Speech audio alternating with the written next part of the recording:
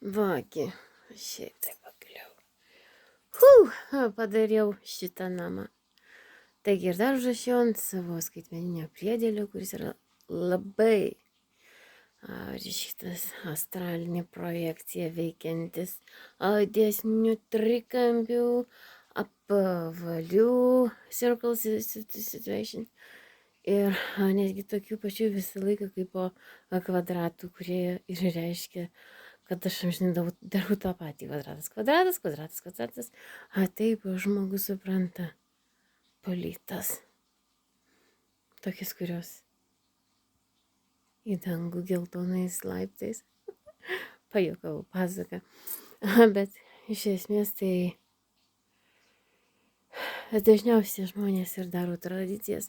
Ir visą laiką kalba, kad tai oranžas. O du oranžai tai gamta ir dievas.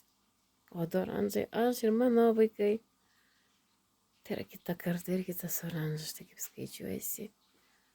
Žmonija, Tutanchamonai, Tutanchamonai. Aš tai į tave nesilygiuoju. Va, aš patenkinta savo gyvenimu.